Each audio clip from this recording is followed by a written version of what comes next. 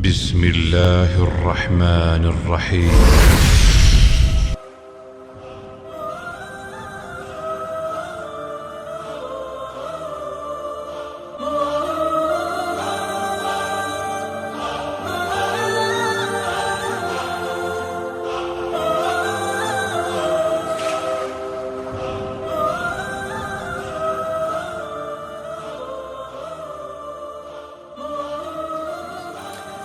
الحمد لله رب العالمين صلى الله وسلم على سيد الأولين والآخرين نبينا محمد وعلى آله وصحبه ومن اهتدى بهديه واستنى بسنته إلى يوم الدين أما بعد.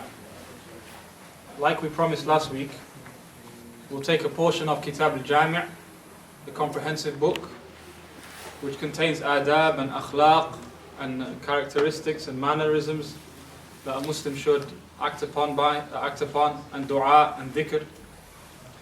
And then after that we'll take a small portion continuing the book of Tahara, which we left off from.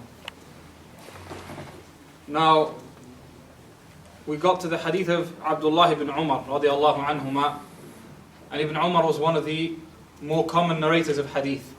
So he narrated more hadith than most of the companions. So he was in the top 5 radiallahu anhu. And Ibn Umar radiallahu anhuma was known for being a bit strict and strong and firm, just like his father radiallahu anhu. And he was known for being extra specific and extra careful in following the sunnah to the letter radiallahu anhu.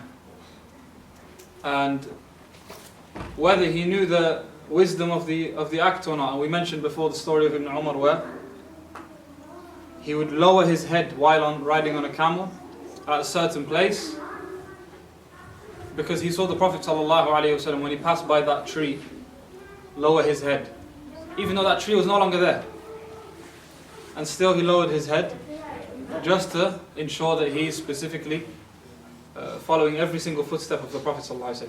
This is why his opinion carries some strong weight with the scholars, because they say he was known for being very extra strict with the sunnah. So when he does something, even if he doesn't necessarily say, I saw the Prophet ﷺ do this, many scholars consider that to be a strong evidence. Anyway, he narrates and says, أن رسول الله صلى الله عليه وسلم قال لا ينظر الله إلى من جر ثوبه خيلاء متفق عليه. Allah does not look at the one who trails his garment out of arrogance, out of pride. Agreed upon. This hadith is in al-Bukhari and Muslim. And on this hadith, the scholars disputed and differed quite a lot. Because here, the Prophet ﷺ says, Allah does not look at him who trails his garment out of arrogance, khuyala, which means what? Which means anyone who has their garment dragging on the ground, Allah does not look at such a person if he does so out of arrogance. In another hadith, the Prophet ﷺ says, "Ma asfala min al-ka'bayni min al-izari fahuwa fi an-nar." Anything that's below the ankles of the izar, which is what the Arabs used to wear at that time, similar to what you would see if you were to wear a towel, similar to that in terms of shape. Anything of that which is below the ankles is in the hellfire. And Umar radiallahu anhu on his deathbed saw a young man with his thobe dragging on the ground. So he called him back, subhanAllah, on his deathbed. This is how careful they were in following all the teachings. Called him back and said, Oh boy, lift your garment, because it is cleaner for your thobe, it doesn't drag on the ground, and purer for your heart, for taqwa. This hadith says khuyala. This is one of the key words of this hadith, out of arrogance. Based on this, the majority of scholars, first of all, the matter of consensus here, the scholars agree. Anyone who drags his garment out of arrogance has committed one of the major sins because of this hadith. And remember, a major sin, according to Ibn Abbas and other scholars and tabi'een, a major sin is something which a punishment is mentioned for it. So now if the Prophet ﷺ says, anyone who does this is punished like this, or will not taste the scent of, or will not smell the scent of Jannah, for example, or Allah will not look at such a person, and so on and so on.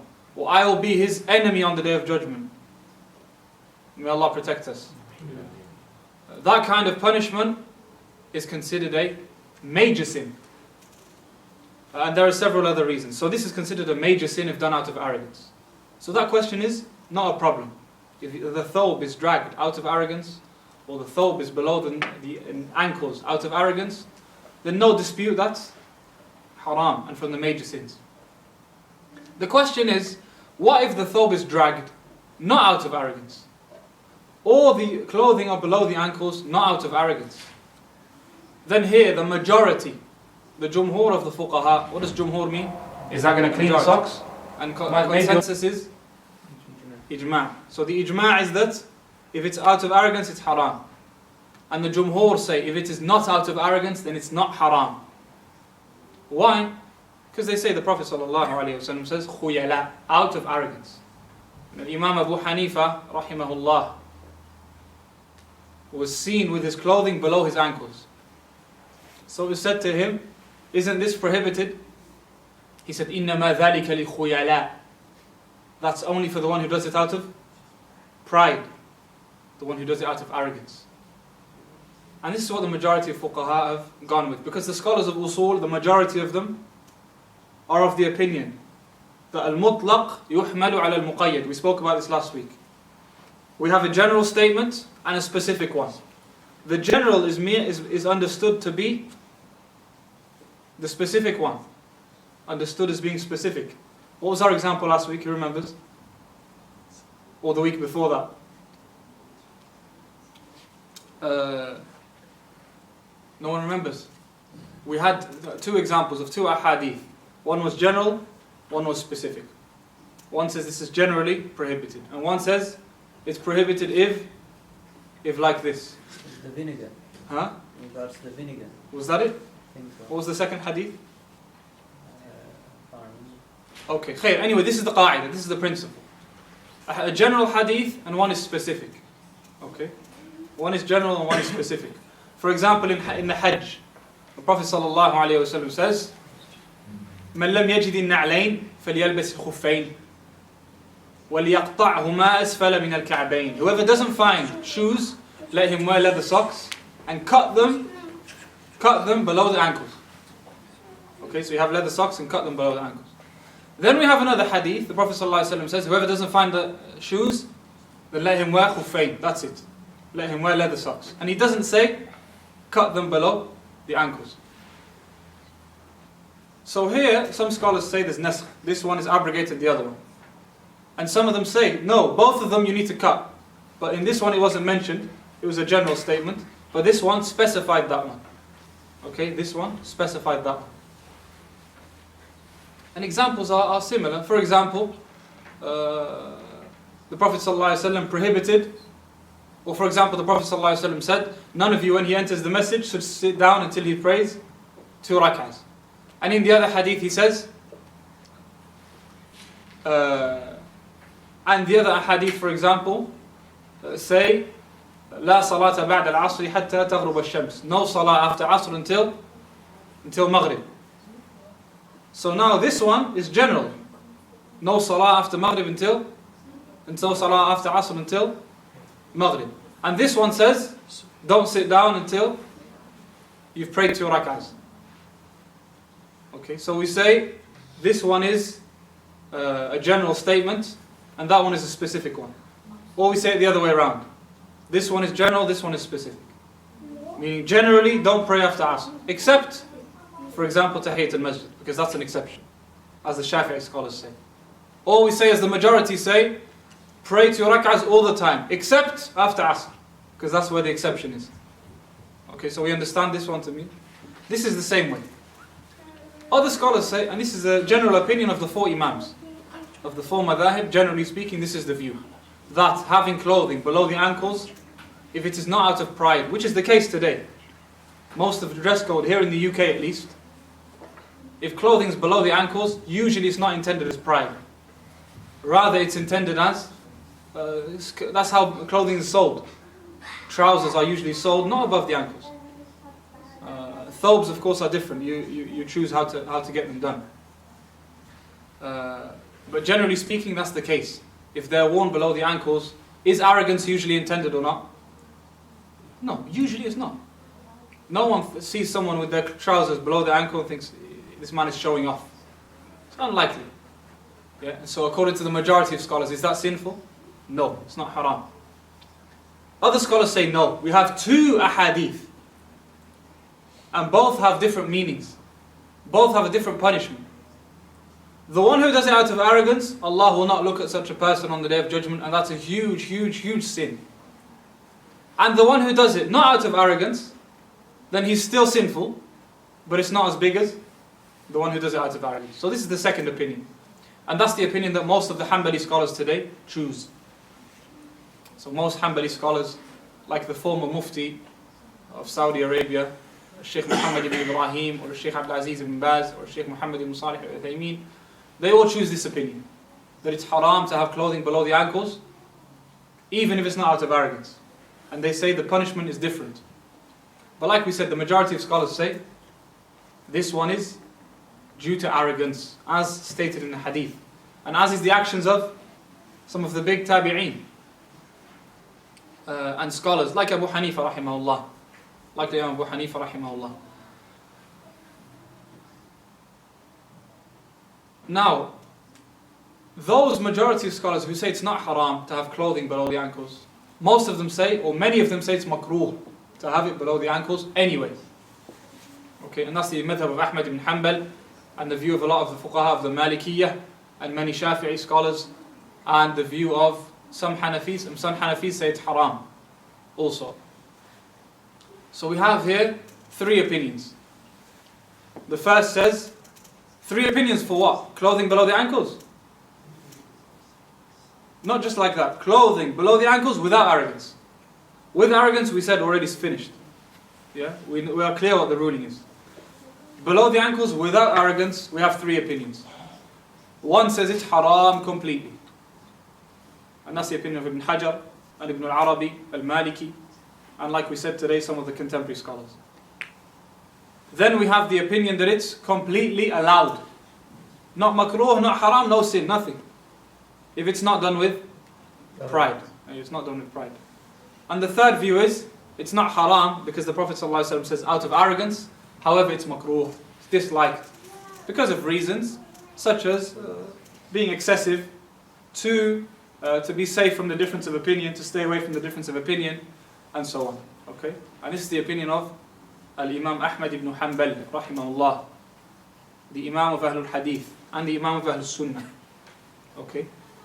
Now, does this apply to clothing such as trousers?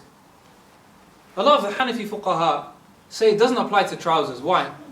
They say because the Prophet ﷺ says, لا ينظر الله إلى من جرّ ثوبه. Jarrah, dragged. The one who drags his thobe, that's where the prohibition lies. So they say it applies to clothes which drag only, such as a thobe, such as an izar, such as a qamis that we have now, such similar things such as that. Okay, things like that, the prohibition applies. Why? Because it contains the definition explained in the hadith, and that is it drags. Trousers don't drag. Okay, trousers don't drag. Trousers just come below the ankles, but they don't drag. So they don't consider this prohibition to cover trousers. And so on. Okay? So only clothing that drags, they say, covers the prohibition. And others say no, it's prohibited either way. Anything below the ankles. Because of the other hadith, anything below the ankles is in the hellfire. So here we have several opinions. And this opinion that is makruh is strong. Because one, it combines between the principles of usul, which say that al-mutlaq yuhmalu ala al-muqayyad, which is the opinion of the majority. This usuli principle is the opinion of the majority. And two, because it still encourages that no one does it. Still encourages that it not be done. And here there's an important principle, and that is that and we've mentioned this before, لا إنكار في مسائل الخلاف. There's no inkar. What's inkar? Huh? Okay, blame, for example. Inkar can be used to refer to blame.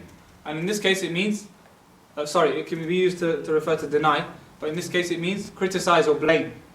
No inkar, no blame in matters of khilaf, matters of dispute between the scholars. And this is missing sometimes, especially in a hadith like this. Someone might hear or learn that it's haram completely to have clothing below the ankles. So they believe that's the only opinion that exists.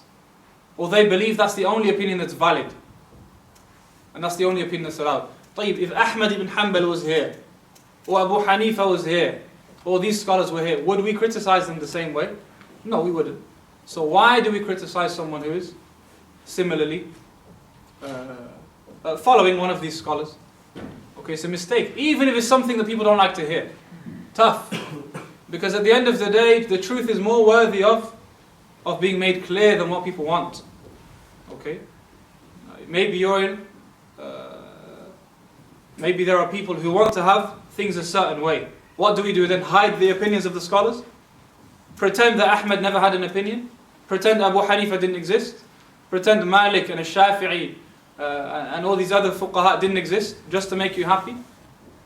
These opinions exist. What are we going to do? Change the hukum of Allah? Yeah, for it's very important that when a person criticizes, that we're certain of the opinions that exist. We have to be certain. Otherwise, we end up focusing on things where there's khilaf, and we leave things that are far greater, like usul, foundations. And this is why Shaykh al-Islam ibn Taymiyyah rahimahullah was asked, why don't you make a book of fiqh where you have all the correct opinions according to you? So he was asked, make a book of fiqh with all your opinions in it. He said, matters of fiqh are easy. Matters of fiqh are easy. Whoever people follow from the imams is sufficient. What matters is matters of usul, which is also known as iman and aqidah, i'tiqad. Okay, he says what matters is matters of iman and usul. Not matters of fiqh. It shouldn't be made so much of a fuss out of, because the khilaf is ongoing. Imagine 1400 years the scholars disagree. We come in 2015, we want to end the khilaf. We want to end it. No more khilaf after me. Who are you? Ahmad couldn't end it, Malik couldn't end it, Ibn Hajar couldn't end it, Ibn al-Arabi couldn't end it. We want to end it. It's impossible. Okay? But it's important here. There's a difference, of course, between what you do yourself and what you criticize people for. A person always does what's strongest in hadith, in evidence. And a person always follows the scholars who are strongest in knowledge and taqwa and piety. Always for yourself. But other people, can you impose things? No. You don't impose things. You don't impose things that are not agreed upon, or at least generally agreed upon. Okay, generally things that are agreed upon, you don't go over the top with them. Okay? And it's important to be fair. It's important to be fair. If an opinion exists, an opinion exists. It's in the books. What are you going to do? Rub it out of every book in the world? It exists. We have to accept that it exists. So opinions exist. It's very important to learn that. Okay. The final sort of issue on this hadith. In another hadith, the Prophet ﷺ says, "Izarul mu'mini ila nisfi saqi." The izar of a mu'min is to the middle of his shin. Okay, the middle of his shin, he says, is where the izar of the mu'min is.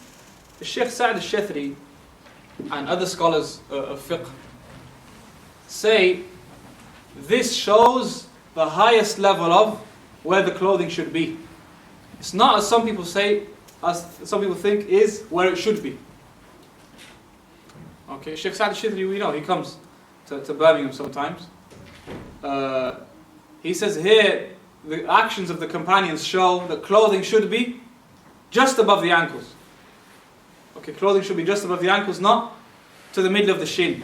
And the hadith of Izarul Mu'mini ila nisfi saqih talks about the highest position of where the shin should be. And if someone has it to the middle of the shin, no harm. Because the Shaikh al-Diddle, al-Shanqiti, who's from the scholars of Mauritania, and he's a Maliki, he says this opinion. He says that the sunnah is middle of the shin, and the wajib is above the ankle, and anything below the ankle is forbidden. And so regardless, that's basically where clothing should be, between the middle of the shin and up to the ankle. That's best. That's best. Like we said, because what's below that is a matter of khilaf. And we said most of them say it's not haram. It's not haram, but many say it's makruh. Okay. Ibn al-Qayyim al-Jawziyah, rahimahullah, one of the students of Shaykh Taqiyuddin ibn Taymiyyah, says here a statement that we have to, it might be bitter to swallow for some, but it's important to understand. He says, إِنَّ مِن قَصْرِ الثَّوْبِ أو إِنَّ مِن تَقْصِيرِ الثَّوْبِ لَبِدْعَةٍ وَإِنَّ مِن تَقْصِيرِ الثَّوْبِ لَخُيَلَاءٍ. He says, shortening the thawb can be a bid'ah. Subhanallah. Something we're talking about here in the Sahihain, in al-Bukhari and Muslim. Some scholars say what's in al-Bukhari and Muslim is like the Quran in knowledge. You can't dispute it. Like Ibn Salah and Ibn Hajar in one view and other scholars. And Ibn al-Qayyim comes and says it's a bid'ah. He says, إِنَّ مِن قَصْرِ الثَّوْبِ لَبِدْعَةٍ. And from shortening the thawb is khuyala, arrogance. What does he mean here? He says, what's the aim of shortening the thawb? One, following the sunnah. Two, keeping the heart pure, so the person's not arrogant. If you now shorten your thawb out of arrogance, then what you're doing is a bid'ah, and what you're doing is out of arrogance. Okay, so you've ruined the whole point of the ruling. You've gotten rid of the point of the ruling. Who says this? Ibn al-Qayyim, rahimahullah. He was a student of Ibn Taymiyyah. Yeah? Both well-known major scholars. Alhamdulillah, their works have reached us in volumes, and everyone across the world benefits from their works. Okay, so he says, shortening the thawb can be a bid'ah, and shortening the thawb can be done out of arrogance, which we actually might see today more than someone who lengthens their thawb. We might see that more, and this is the reality.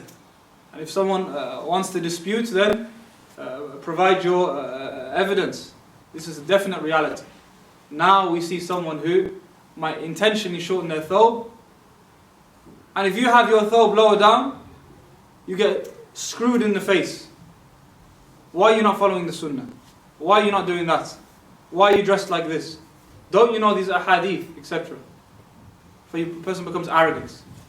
Thinks he is the remainder of a salaf as-salih, and everyone else is misguided and lost. You are worse, without a shadow of a doubt, than the one who has his clothing below the ankles and doesn't do it out of pride, but just does it like that. Either because he's following a scholar who allows it, or because of another reason. This is something to be careful about. So this is not to belittle this sunnah. No one can question. At the same time, we have people who are arrogant over those who do it. So we have someone comes, for example, he hears this opinion. No, clothing below the ankle is haram only if it is done out of pride. So he sees someone with clothing above the ankles. Miskin, he doesn't know the ruling properly. He thinks the hadith is like that general. He doesn't understand that the clothing is, this is only haram out of arrogance. He doesn't have fiqh in the religion. He doesn't know usul al-fiqh. And people who say that usually don't have a clue what usul al-fiqh is. They just hear some of their teachers say it and it sounds nice, so they repeat it. It is not to belittle the sunnah. No one can question that it's a sunnah to have clothing above the ankles. And no one can question that it's better. How can you question that? However, here the issue is imposing. Okay, the issue is imposing. The one who does it, like we said, is better. And the one who doesn't do it, not a problem. Okay, it's not the end of the world. Okay.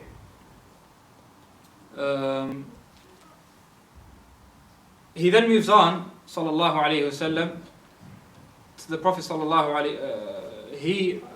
Ibn Umar narrates the following hadith and says, the Prophet sallallahu alayhi wasallam, قال رسول الله صلى الله عليه وسلم إذا أكل أحدكم فليأكل بيمينه وإذا شرب فليشرب بيمينه فإن الشيطان يأكل بشماله ويشرب بشماله أخرجه مسلم. If one of you eats or drinks, then eat and drink with your right. And because the shaitan eats and drinks with his left. So now there's two masail here. First, that it's mustahab or wajib, one of the two based on the opinions of the scholars, to eat with your right hand. It's wajib. And secondly, this issue of the shaitan eating or drinking with his left hand. Like we said, eating and drinking with the right hand should be a habit. When it becomes a habit, now if one of us was to pick up the drink and start drinking, you couldn't drink like this. You couldn't even do it naturally because you're so used to knowing that this is, you need to drink with your right hand or eat with your right hand. Okay, so someone who constantly does it means that they've missed out on something very important. It shouldn't even cross the mind, or you shouldn't even naturally be able to lift it with your left hand. So that should be a habit, to drink and eat with the right hand, always. And like we said, it's either wajib or mustahab, according to the views. فَإِنَّ الشَّيْطَانَ يَأْكُلُ بِشِمَالِهِ. The shaitan eats and drinks with his left. Here again, like we said, the principle with matters of aqa'id, matters of the unseen, is that they're passed on as they come. Yeah, that's the qa'idah. أَمِرُّوهَا كَمَا جَاءَتْ بِلَا كَيْفٍ. The hadith says the shaitan drinks with his left.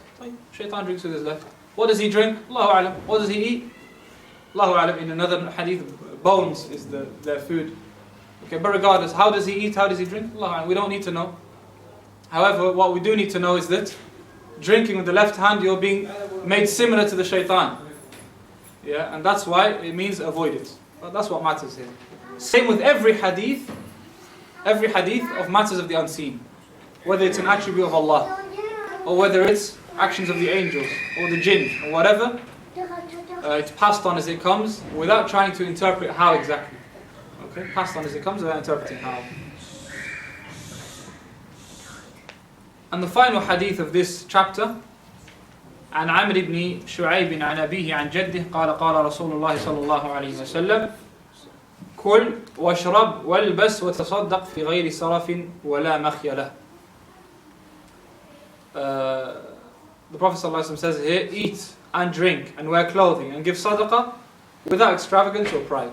Okay, so eat and drink and wear clothing and give sadaqah, but without pride or excessiveness. And this is a balance that's very important in the life of a Muslim. Not too extreme at this end, where you make yourself starve, or you start to dress in clothing that's dirty or inappropriate and stuff, and at the same time you don't go to the extremes of wasting money, okay, or showing off, or overeating, or over drinking, etc. A simple hadith, very clear. Shaykh Nasr al-Din al-Albani rahimahullah says this hadith is hasan. So we'll end there, and the following hadith and the following chapter is kindness and joining the ties of relationship. And we'll go back to our chapter of tahara, where we started with the nullifiers of wudu. Okay. عن أنس رضي الله عنه قال كان أصحاب رسول الله صلى الله عليه وسلم على عهده ينتظرون العشاء حتى تخفق رؤوسهم ثم يصلون ولا يتوضؤون. أخرجه أبو داود وصححه الدارقطني. الدارقطني is from the heavyweights of hadith. الدارقطني is from the heavyweights of hadith. The Prophet ﷺ, or Anas radiallahu anh, says the companions of the Prophet ﷺ used to wait for Isha so much that their heads would be lowered down by dozing. So they're waiting for Isha, because the sunnah with Isha is to pray early or later? Early. With Isha it's later. Yeah, with Isha the sunnah is to pray it later. And in the other hadith the Prophet ﷺ says, هي وقتها لولا نشق على أمتي. This would have been its time if I did not want to overburden my ummah. If only I didn't want to overburden my ummah, this would be the time of Isha. And he was referring to a time that was very late, because someone came to him and said, "Oh Messenger of Allah, the women and the children have fallen asleep, and we haven't prayed Isha yet." So he said, this would have been his time if only I didn't want to overburden my ummah. So the sunnah of Isha is to delay it. As for all of the other salawat, the sunnah is to pray it at the beginning, early, at the beginning of time. So here the companions used to wait, then they would doze their heads so much that they would start to doze off and fall asleep. Then they would pray without making wudu. Okay, they would pray without making wudu. And this proves that sleep in and of itself doesn't invalidate wudu. Sleep in and of itself does not invalidate wudu. Why does sleep invalidate wudu? Because sleep might be the cause of invalidation of wudu. Yeah, so sleep might cause invalidating of wudu. That's why it invalidates. If sleep itself invalidated, then the wudu would be invalid because that was sleep. Yes, it was light sleep, very light, but it was light. It was still sleep. Okay, so this is why the sleep that invalidates the wudu is the sleep where a person no longer feels what's around him. So now a person might be holding their phone and they fall asleep while waiting for the salah. If their phone drops and they don't notice, that means it's heavy sleep. Okay, that means it's heavy sleep because now something's occurring right around them and they haven't noticed. Or someone knocks them and they still don't wake up. They remain asleep. Again, that's a sign that it's heavy sleep. But if the moment someone touches you or someone says, brother, you look up and realize, and that's considered light. Or the moment you're about to drop your phone, you realize and you hold it back, that's considered light. These are examples to show. These are just examples to say light. Of course, you might not be holding your phone. Maybe no one will call you. The point here is, can you feel generally what's around you? And the person is the one who decides. You are the one who decides for yourself. Okay, you're the one who decides. Was that light sleep where I could feel things? Then you don't need to repeat your wudu. If you have a dream while waiting for the salah, heavy or light, that's heavy to the maximum. You need 30 wudus if you're having a dream. A dream is obviously a sign that it's heavy, a heavy sleep.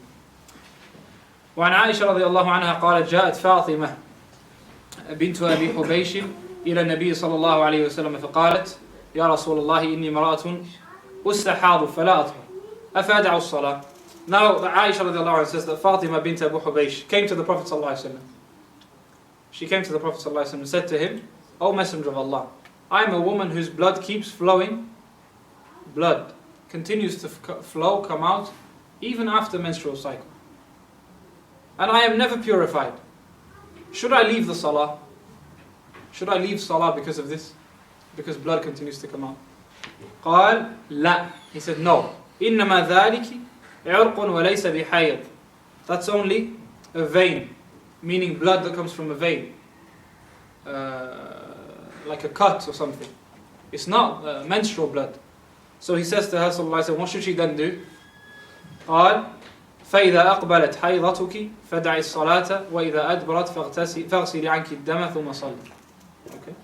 So he says, when the menstruation comes, abstain from the salah, and when it ends, wash the blood off yourself and pray.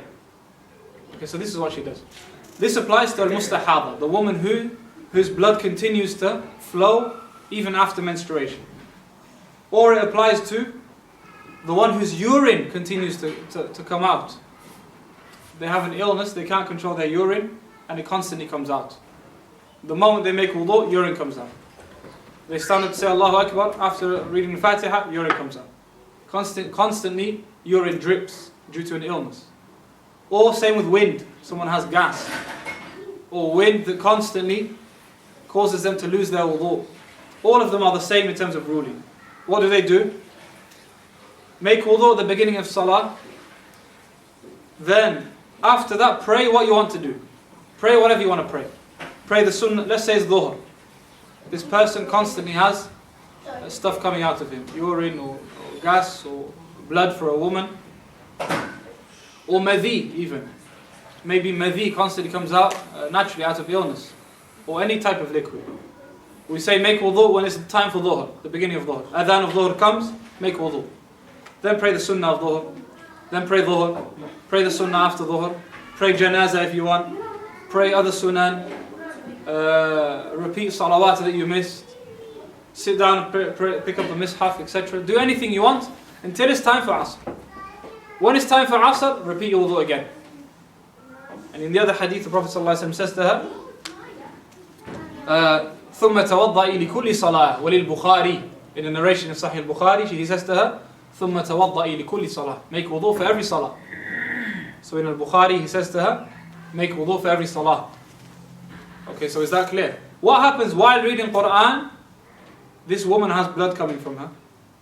Or while reading Quran, this person has gas coming from his body, or urine. What do we say?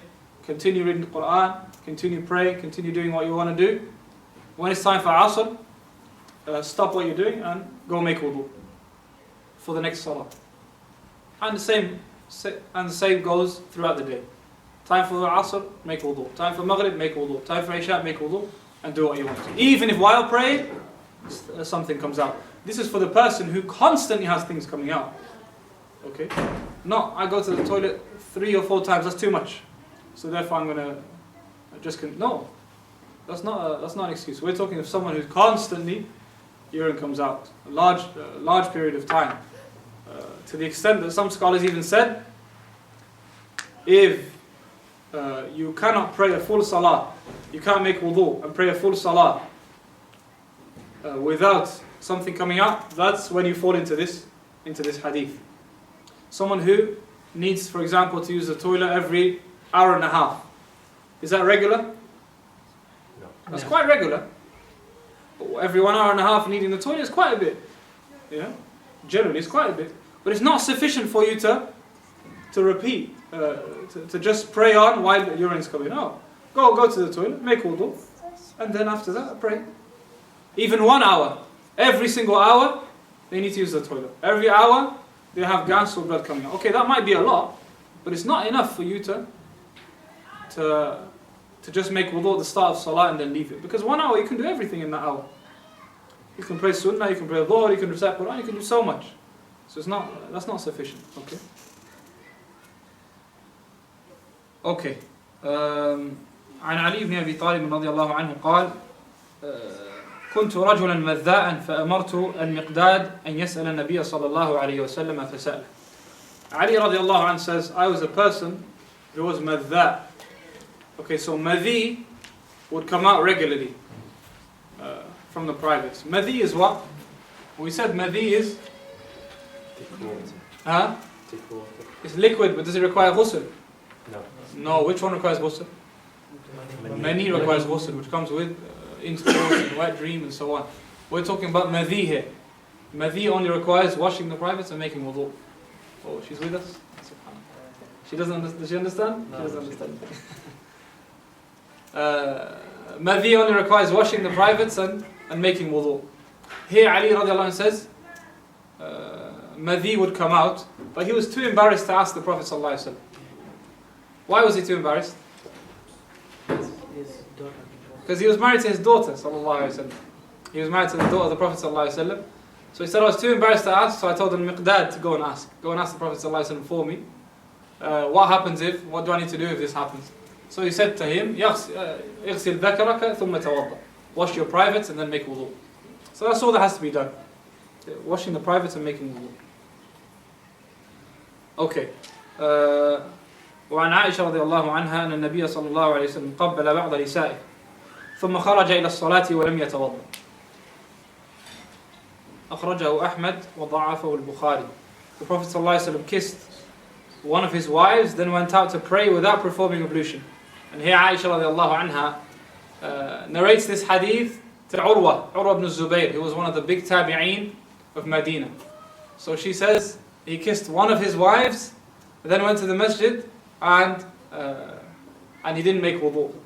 So Urwa, who was her nephew, Urwa was her nephew rahimahullah, from the tabi'een, and says, I don't think that wife was except you. And he's saying that wife was you, wasn't it?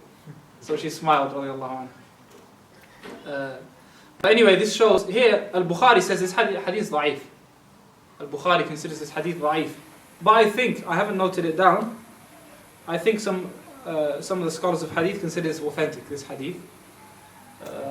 And anyway, really, if Al-Bukhari says it's da'if, then to be honest, he's the authority. But anyways, here we have 3 opinions once again. Touching a wife. A person touches their wife. Is wudu required? In the ayah, the Prophet in the ayah of Surah Al-Ma'idah, Allah subhanahu wa ta'ala says, أَوْ لَامَسْتُمُ النِّسَاءِ, or you touch women, then go and make tayammum. Make tayammum. And in the other one,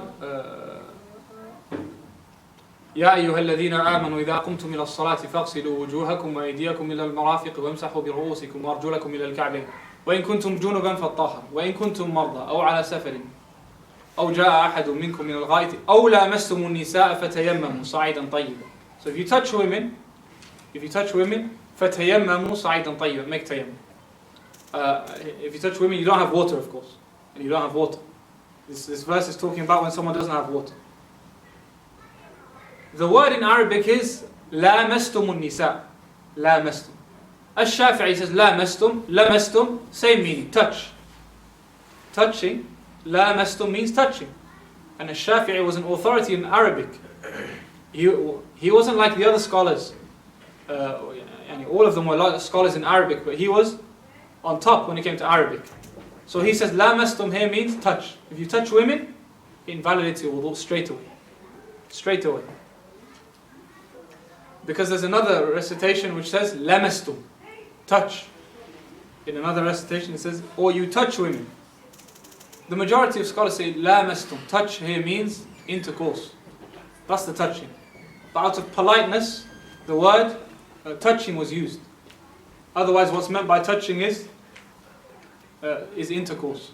Okay, is intercourse. And that's why most scholars say touching your wife does not invalidate wudu. Touching your wife doesn't invalidate wudu. Ahmad and Malik say, la, the ayah is general. The ayah says touching. So therefore invalidates the wudu. However, we have a hadith in which the Prophet ﷺ touched his wives and he didn't make wudu, like this one. And like the hadith sujood, the Prophet ﷺ went down to make sujood, and Aisha says the houses were small then, so whenever he went down to sujood, he would tap me on the foot to tell me to move. I would put my feet in, and he would pray, make sujood. So here, what did he do? He touched her while praying. Some scholars say, yeah, but he didn't know that it was night, it was dark. So he didn't know whether she was covered or not. Maybe she was covered. The response is, why would he risk it anyway in salah? If he wasn't sure, he wouldn't risk it in the first place, touching his wife and then losing his wudu and then having to repeat the salah, etc. So this is why Malik and Ahmad say, to combine between the verse and between the ahadith, we say, if you touch your wife with desire, then you have to repeat wudu. Because the verse is general. And this is narrated from several companions. And it's similar to touching the private parts. If touching the private parts requires wudu, then touching your wife requires wudu. Which one is going to be more likely to result in desire being moved, etc.? Touching a woman.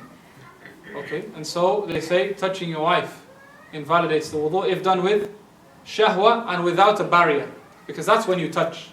This is not considered touching in fiqhi language. Yes, in our daily language we might call this touching. But in language of fiqh, this is not touching. Touching is skin to skin. So if a person touches his wife, or any woman to be honest, but then that would be forbidden, of course. And so if it applies to the wife, then it applies to other women logically, without needing for us to say it. So a person touches their wife without a barrier, or a person kisses their wife with desire, or hugs and along those things.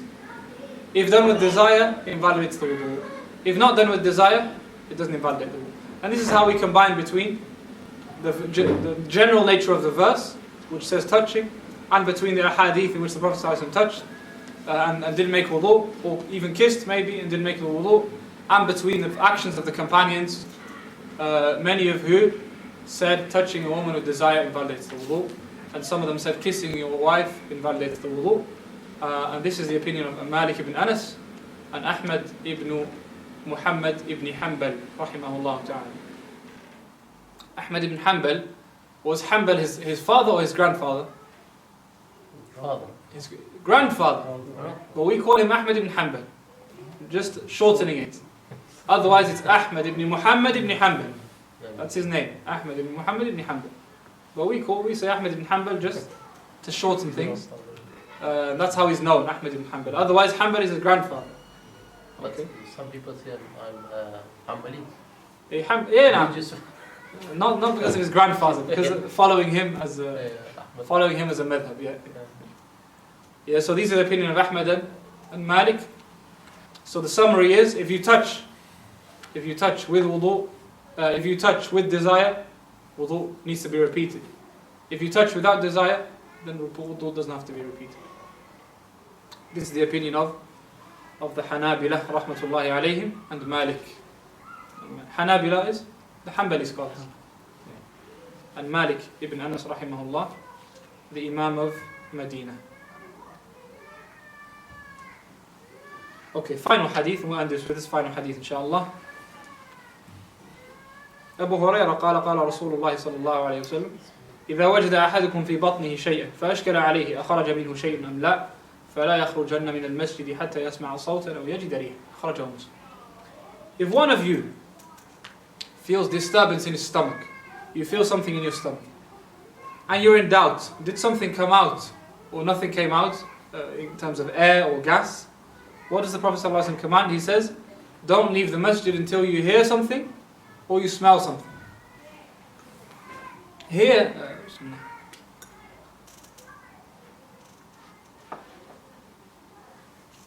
this hadith is Sahih Muslim, by the way. Some people understand this to mean, if you don't hear anything and you don't smell anything, you can carry on. Which is not right. Here he says, hear or smell, to show you need to be certain. Otherwise, is it possible that someone passes wind without hearing, without smelling, but you're 1,000,000% sure that something has come from your body? Is that possible? Of course. Something can come from a person's body. They don't hear anything, they don't smell anything, but they know for sure something's come from their body. Do we say, don't worry, stay, pray? No, go and make wudu. Okay, you need to go and make wudu. So the point here of this hadith is to show certainty is required. Don't go unless you're certain. If you are uncertain, see, this hadith says what? فَأَشْكَلَ عَلَيْهِ. If he's unsure. So when you're unsure, that's when we say, listen or smell. But if you're sure, you don't need to listen or smell anything. Yeah, is that clear? For here, this hadith talks about when you're unsure. If you're unsure, then don't go and repeat your wudu unless you're 100% certain. And this is a very, very important principle. Very important. Because some people have waswasa. Every time something happens, wudu, wudu, wudu. There's no need. Only when certainty arises. When a person is certain. You are sure you made wudu when you came to the masjid. Or in the car, did I lose my wudu or not? I'm not sure. You're not sure, therefore, come to the masjid and pray. Without making wudu. Okay? So a person has to always take with what's certain. Okay, certainty is what matters. I have water, for example. I'm not sure if someone put something in it or not. You're not sure, leave it. It's tahir. Drink it or make wudu with it or whatever. Okay. I woke up in the morning, so did I have wudu or not? No, I don't have wudu because I woke up from sleep. I'm not sure, did I make wudu or not? What do we say? Make wudu. Make wudu, because you're not sure. Okay? Because the certainty here is, you never had wudu. Then came the doubt, did I make wudu or not? We say this certainty is stronger than this doubt, so this certainty moves the doubt out of the way, and it remains. So it's not as some people think. When I explain this, some people think, okay, whenever you doubt, wudu. No. You can't come out of the toilet, then doubt and say wudu, wudu. No. Okay, it's not a case of when you doubt, it's wudu. It's a case of when you doubt, you take it back to the asl, what you were sure about before. Yeah. So 5 o'clock I doubt, did I have wudu or not? 4 o'clock I made wudu. Okay, so what do we say? You have wudu. 5 o'clock I doubted. 4 o'clock I went to the bathroom. What do we say? You don't have wudu. Yeah? So the asl is always what counts. And we need to apply this in our lives generally, not just in tahara. Okay? I heard somebody say something about me. Did he mean this or did he mean that? What do we say? The asl is, he meant good. With a Muslim, he meant good. Very important. We don't assume the worst. He said this, he probably means this. He probably means this. He's trying to say this about me. He's trying to say this about me. He means this. No, that's not the asl. The asl is good. Okay. Did I see someone do this? Did I hear someone listening to music? The asl is he's listening to something else. Did I see somebody with a woman, maybe sister or wife? That's the asl. Always. Yeah, this is a very important principle. It applies all the time, not just in tahara or salah. Everywhere. The asl is always strongest, and that's what takes priority. We'll end with that because my voice is slowly going. Allahu a'lam wa sallallahu wa sallam ala nabiyyina Muhammad wa ala alihi wa sahbihi ajma'in walhamdulillah. Wa iyyakum. Can we ask some questions? Tafadhal. How can we improve our ikhlas, especially if we are in gathering and the way how we talk and the way how Wallahi. is it like making just dua for yourself? That's a very important thing. Dua is a very important thing, which we leave out. Sometimes we want all of the difficult methods, but dua is an important one. You make dua for ikhlas. Two, at the end of the day, the reason of study. You change your reason of study. Why you study? Are you studying because you make yourself feel good about yourself? When you study, it makes you feel knowledgeable, so now you can look down upon people. I attend classes. Okay, I attend circles of knowledge. I'm superior. If that's the intention, then you need to fix that. Or a person intends and says, okay, I need to study as much hadith as I can so that I can argue with everyone. Anyone who says something to me, I can refute them. Okay, that's an ugly intention again. So it depends on reason. A person tries to fix the reason of study. Why do we study? Because one, it's an act of worship. Two, it's one of the enjoyable acts of worship. Yeah? Knowledge is one of the more enjoyable acts of worship. And so a person does it because you enjoy it, and it's an act of worship. Three, because it benefits you and others. You benefit and other people benefit. Salah, you benefit only. Dhikr, only you benefit. But knowledge, you benefit and those around you benefit. Also at the same time. Also, with knowledge, misguidance moves out of the way. Confusion, uncertainty, you get rid of it. Especially in our time. One of the biggest illnesses of our time is confusion. People are confused about everything. Everything, people are not sure, people are unsure, people are doubtful, confused. Knowledge is the best way to cure it. A person who has sound and strong knowledge, these doubts don't worry them. They can easily face any fitna because they know how to deal with it. Ahmed ibn Hanbal was asked, how do you have pure intentions for knowledge? He said that you want to get rid of ignorance from yourself and those around you. Ignorance from yourself needs to go because ignorance is dangerous. And ignorance from others you want to get rid of also. This is it. A person just thinks about so three key things. You think about why studying is important. You need to know why are you studying? Why is this important? For yourself. For yourself is the first reason. A person studies for themselves, not for others. Not for others meaning you don't say I want to study to advise him. Man, there's no need for that yet. Study first. First the key is to focus on oneself, to develop oneself, come closer to Allah, be raised in status, to be a follower of all these imams and salaf of this ummah. Because now when some of the shuyukh speak, what do they say? They say mashayikh and students of knowledge. They throw them all on the same boat. Being on the same boat as these people is a blessing. But that itself is a virtue. Secondly, dua, making dua is very important. And thirdly, knowing that people are useless. People are not going to benefit you in any way. People are happy, people are sad, let them be what they want to be. No benefit on the Day of Judgment. And one of the people who comes on the Day of Judgment, dragged on his face into the Jahannam, is the one who recited the Quran, / knowledge, and did it for the sake of showing off. So Allah says to him, you recited the Quran, or you had knowledge and you studied knowledge, so that people can say reciter, or people can say alim, waqad qeel, and they said to you. Okay? So you got what you wanted. Then he's commanded and he's dragged into Jahannam. And this is why one of them says, وَعَالِمٌ بِعِلْمِهِ لَمْ يَعْمَلًا مُعَذَّبٌ مِنْ قَبْلِ عُبَّادِ الْوَثَنِ.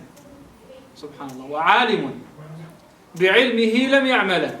A alim, someone who's knowledgeable, who didn't act upon his knowledge, مُعَذَّبٌ مِنْ قَبْلِ عُبَّادِ الْوَثَنِ, is punished before the worshippers of idols.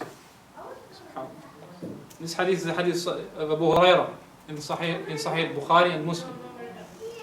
The first three to be dragged into the hellfire are the mujahid, and the one who gives sadaqah, and the alim, the scholar, or the one who recites the Quran. First three to be dragged into Jahannam. Before the idol worshippers, subhanAllah. How bad is that? Someone worshipping idols, you get into the Jahannam before him? That's a disaster. Like we said, people aren't going to benefit you in any way. People are happy, people are proud of you, people respect you, and so on. That's going to be nothing on the Day of Judgment. So, anyways. And is kissing your wife before leaving or coming home, is that from the Sunnah? Well, generally, kissing your wife is recommended, is mustahab. And yes, it's a Sunnah as well. Every time you leave house and you come in? Leaving the house every time, and every time you come in, we don't say it's a Sunnah, but it's from the recommended cases, mustahabbat. Any kind of ihsan for the wife is mustahab. If you want to kiss her every time she sits and every time she stands, no problem. Because it's all mustahab. But there's a difference between saying it's recommended and between it's a sunnah done by the Prophet ﷺ. I don't know about the Prophet ﷺ kissing his wife every time he entered and left. The siwak, yes, every time he entered. Kissing the wife, but it's mustahab still. Shaikh, you said about the mazi or urine coming. He doesn't need to take another wuzu until our next prayer. We said, remember, it depends who this person is. Yeah. If it's constant. The question is, the clothes need to be changed or washed as well? Washed on, not changed. No, just washed. That has to be washed. Yeah, the part that it touches has to be washed. After you finish your prayer? Or? No. It depends who you're talking about. Are you talking about the one who regularly has it come out? Yeah. Regularly you carry on praying. Yeah. Once you carry on praying, you go and wash your clothes. Okay. Yeah? But the one who only sometimes has it, because if we say every time it comes out, wash your clothes but don't repeat wudu, washing the clothes is still a problem because you're still going to keep leaving the salah. No, while you're praying, it doesn't matter. No problem. If it's constant, remember. Yeah. If it's always coming out, and you can't keep it in for long, this person, you pray, carry on, even without washing, and without wudu. After your salah, you go and wash the clothes. Take another. No, not take another wudu. Just wash the clothes. For the next salah. After the next salah, you make wudu again. As for everyone else, who doesn't have things coming out of their body constantly, you need to wash it every time. Every time it comes, you need to wash. If it comes out naturally, normally, and not too much.